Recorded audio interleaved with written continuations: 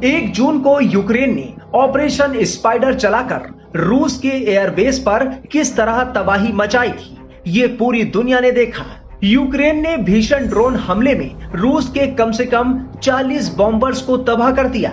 Ukraine का यह हमला उस वक्त हुआ जब दोनों देशों के बीच तुर्की के इस्तांबुल में एक बैठक होने वाली थी।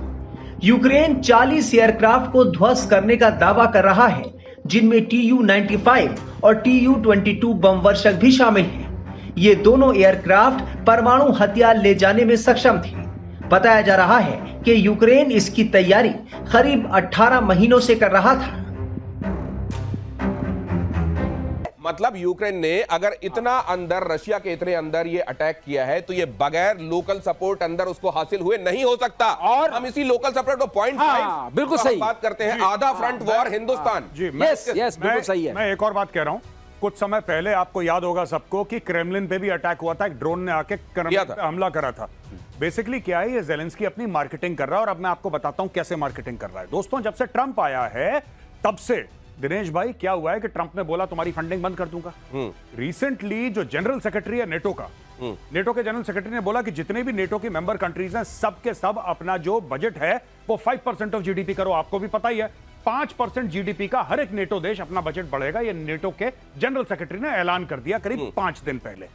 अब बात यह है कि ज़ेलेंस्की की फंडिंग हो गई है बंद। ज़ेलेंस्की को पावर में बना रहना है, वॉर टाइम जनरल अपने आप को देखता है। ज़ेलेंस्की दुनिया भर को और खास तौर से नेटो कंट्रीज को यह बोल रहा है कि मेरी ये कैपेबिलिटी है कि मैं 4000 किलोमीटर दूर जाके वार कर सकता हूं, चाहे मेरे ड्रोन्स ने वो फासला तय कराओ ना कराओ, इममटेरियल।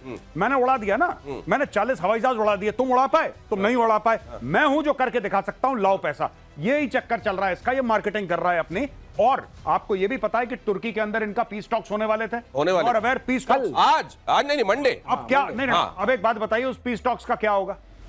उन पीस टॉक्स का क्या होगा? यहां पे तो एक दूसरे को मिसाइल मार रहे हैं, ड्रोन मार रहे हैं, कौन सी पीस टॉक्स? तो ये ज़ेलेंस्की ने जानबूझकर करा इस समय पे जब रशिया तैयार हो गया था कि चलो ठीक है बात कर लेते हैं। अब इसका नाम जो इन्होंने रखा है, नाम रखा है इसका स्पाइडर वेब। ट्रकों से भेज दिए ड्रोन, करीब गए, वहां से उड़ाया गया उसको, और इसको कहते हैं कि डायरेक्ट जो है first party visuals, first person visual वाली ये ड्रोन है। ये समझाइएगा सर क्या होता है? हाँ, इन्होंने वीडियो भी लॉन्च इसका दिया है। मतलब वो आदमी जो चला रहा होता है, जिसको बम मारना है, उसको खुद वो व्यू मिल रहा होता है, यही है ना? First person. ये सैटेलाइट कंट्रोल्ड है। Satellite control. तो इन्होंने क्या किया, जो मतलब वो रिमोट से नहीं और सैटेलाइट से कंट्रोल है। कहां से कंट्रोल आ रहा है? क्योंकि वहां तक तो उनकी कोई सिग्नल जा नहीं रही है। तो उन्होंने सैटेलाइट से कंट्रोल किया, उसका ऊपर से छत हटाई, उसके अंदर छोटे छोटे ड्रोन्स रखे थे, उसमें 1-1 किलो के ग्रेनेड टाइप, इस टाइप के बॉम्ब्स थे। उन्होंने जाके विंग्स को हिट किया, इंसिडेंटली थे, उसमें से आग लगी। सर मेजर गौरव आर्या, अब इसको भारत के संदर्भ में हम समझना चाहते हैं। दो चीजें, एक तो ड्रोन का इस तरह का खतरनाक का इस्तेमाल। पड़घा महाराष्ट्र में एक जगह है जहां एक जिसको 10 साल की सजा भी पहले हो चुकी है, उसने अपने आप को सुधारा नहीं, वो इसी तरह के कामों में लगा। एनआईए जब हम अभी बात कर रहे हैं तो दबिश दे रही। उस व्यक्ति ने 12 से ज्यादा जगहों पर मुंबई में अटैक करने की योजना बनाई थी इसी तरह के ड्रोन्स के जरिए। उसको वक्त रहते हमारी एजेंसीज ने नाकाम कर दिया। हमारी एजेंसीज की इसमें वाह वाह होनी चाहिए। दूसरे, ये तब भी कोशिश की गई जब हम ऑपरेशन सिंदूर कर रहे थे। 9 तारीख की रात में, 10 तारीख, यहां तक कि 11 तारीख को भी उधर से आने वाले ड्रोन्स को वक्त रहते निष्क्रिय करने का भारत ने जो काम किया, क्या यह दिखाता है हम ज्यादा तैयार हैं? देखिए, हम तैयार हैं, पर हम लोगों की एक बहुत बड़ी प्रॉब्लम है, वी आर लार्जली रिएक्टिव। जब कोई ड्रोन के बारे में करता है तब यहां पे स्टडी होती है। तब देखिए, मैं आपको एक छोटी सी बात बताता हूं। ये जितने भी ड्रोन हैं, आपको छोटा सा एक्सपर्ट चाहिए जिसको एक्सप्लोजिव के बारे में पता हो, which is not very rare, आपको मिल जाएंगे। आपको सिर्फ ऑनलाइन किसी भी प्लेटफॉर्म में, किसी प्लेटफॉर्म का नाम नहीं लूंगा, ऑनलाइन शॉपिंग प्लेटफॉर्म से आप ड्रोन ऑर्डर करिए, आपके घर में ड्रोन आ जाएंगे 7-8 दिन में। उन्हीं को आपने वेपनाइज करना है। इसमें है कौन सी बड़ी बात? अगर आपने किसी एयरक्राफ्ट के ऊपर मोलोटोव कॉकटेल आती है, यानी कि एक नॉर्मल बोतल, कांच की बोतल, उसके अंदर आपने थोड़ा सा पेट्रोल डाला, आपने थोड़ा सा उसके अंदर मोबिल ऑयल टाइप का डाला, और उसके ऊपर आपने विक लगाया, आपने आग लगा दी उसके अंदर, ठीक है, और आग लगाई और आपने ड्रोन के थ्रू धीरे से भेजा, और वो आपने सस्ता, मतलब कि आपके 100-200 रुपए में बन जाएगा ये ड्रोन की कॉस्ट के अलावा। ड्रोन की कॉस्ट कितनी? 20,000, 30,000, 40,000, 50,000।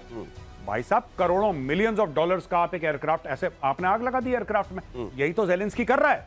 वो ड्रोन कोई स्पेशल ड्रोन नहीं है। सवाल उठ रहे हैं कि क्या यूक्रेनी राष्ट्रपति जेलेंस्की के कहने पर किए गए इस हमले से शांति का रास्ता खुला है या फिर दुनिया एक विनाशकारी परमाणु संघर्ष की तरफ बढ़ निकली है। इन हमलों के बाद डर है कि क्या रूस के राष्ट्रपति व्लादिमीर पुतिन परमाणु हथियारों का इस्तेमाल कर सकते हैं। This is getting gradually confirmed by multiple sources that the Ukrainians have carried out a successful attack. And this has been carried out very deep inside Russian territory on multiple air bases. I think this is one of the most serious escalations of the war which has taken place since the last 3 years. And I think that the consequences are going to be very, very severe all around. One, I don't think that the Ukraine-Russia war is going to close anytime soon. And I think the Russian retaliation is going to come very, very quickly. And the war in the Russia-Ukraine war is only going to prolong. हालांकि 4 मई को Putin ने एक interview में इस बारे में बात की थी। उन्होंने कहा था कि परमाणु हथियारों का इस्तेमाल करने की कोई जरूरत नहीं पड़ी है और मुझे उम्मीद है कि उनकी जरूरत नहीं पड़ेगी। हमारे पास 2022 में जो शुरू हुआ था उसे उस नतीजे तक पहुंचाने के लिए पर्याप्त ताकत और साधन है जो रूस को चाहिए। यूक्रेन का ये जो हमला है ये मेरे ख्याल से मिलिट्री और वॉर हिस्ट्री में एक बहुत ही यूनिक हमला माना जाएगा। 4000 किलोमीटर तक इर्कुत्स्क साइबेरिया में यूक्रेन बॉर्डर से करीब 4000 किलोमीटर दूर है, वहां तक इन्होंने ड्रोन पहुंचा के खड़े करे एक ट्रक के ऊपर और फायर किए एयरबेस पे। देखिए ये टेक्नोलॉजी तो अवेलेबल है, सॉफ्टवेयर है, रिमोट ड्रोन्स चलते हैं इत्यादि, राइट। बट इस अटैक में जो अहम चीज है कि वो लॉजिस्टिक्स है। यूक्रेन कैसे ड्रोन्स अपने बॉर्डर से रशिया के अंदर ले गया, वहां पर ट्रकों पे लदवाए, वहां की कोई लोकल ट्रक कंपनी से लदवाए, वहां पर कुछ वुड के घर बनाए लकड़ी के कि भाई हमें यहां से वहां ले जाने हैं, और उनकी छत पे इन ड्रोन को छुपा दिया गया। हजारों किलोमीटर ट्रक चलते गए, पुलिस ने जहां रोका, नाकाबंदी है जो भी करी, ट्रक ने दिखाया कि देखो मैं तो ये वुडन हट्स ले जा रहा हूं उस डेस्टिनेशन। उन्होंने देखा फॉल्स सीलिंग में ड्रोन दबा रखे थे। वहां जब पहुंच गए उस एयरबेस के पास, वो ट्रक वहां खड़ा हो गया और रिमोटली कंट्रोल करके ऑर्डर दिया। तो ये लॉजिस्टिक्स की बहुत बड़ी एक जीत है। रशिया को डेफिनेटली बहुत बड़ा नुकसान हुआ है। यूक्रेन तो कह रहा है 41, बट रशिया कह रहे हुए हैं चाहे कम हुए हों। क्लेम है कि करीब $8 बिलियन, $7 बिलियन तक के प्लेन्स ध्वस्त हो गए हैं। 1/3 जो क्रूज मिसाइल कैरी करने वाले एयरक्राफ्ट हैं रशिया के, वो उड़ा दिए गए हैं। तो ये बहुत ही डीप और घातक अटैक है रशिया के ऊपर। पिछले हफ्ते रूस के पूर्व राष्ट्रपति दिमित्री मेदवेदेव, जो पुतिन के सबसे करीबी नेताओं में से एक हैं, उन्होंने तीसरे विश्व युद्ध की चेतावनी दी थी। उन्होंने ये बात अमेरिका और रूस के बीच यूक्रेन को लेकर बढ़ते तनाव के बीच कही थी। मेदवेदेव, जो रूस की नेशनल सिक्योरिटी बोर्ड के वरिष्ठ अधिकारी हैं, उन्होंने ये टिप्पणी अमेरिका के राष्ट्रपति डोनाल्ड ट्रंप के एक बयान के बाद की थी। डोनाल्ड ट्रंप ने सोशल मीडिया पर पुतिन को लेकर कहा था कि वो आग से खेल रहे हैं